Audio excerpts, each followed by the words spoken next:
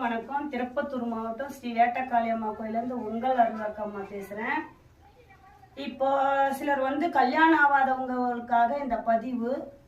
நிறைய தாய்மார்கள் நம்ம ஸ்ரீ வேட்டக்காளியம்மாக்கு அம்மா 40 வயசாகுது, 30 வயசாகுது, என் பொண்ணுக்கு என் பிள்ளைக்கு மாங்கல்யம் அமைகிற மாதிரியே இருக்கு, அமைய மாட்டேதுமா, என்ன பண்றதுன்னு தெரியல, எங்களுக்கு நாகதோஷம் இருக்குன்னாங்க. நான் நாகேஸ்வரர் கோயிலுக்கு போயிட்டு வந்தோம், திருநள்ளாருக்கு இதுக்கு போயிட்டு வந்தோம் அப்படின்னு சொல்றவங்க நிறைய பேர். அங்க போய் ஏமா என் பிள்ளைங்களுக்கு மாங்கல்யம் அமையலன்னு சொல்லி நிறைய தாய்மார்கள் இந்த சன்னிதானத்துல கண்ணீர் சிந்துறாங்க, கேக்குறாங்க. அவங்களுக்கான ஒரு பதிவு இது. இப்போ தோஷம் பார்க்க போனா நாகதோஷம்,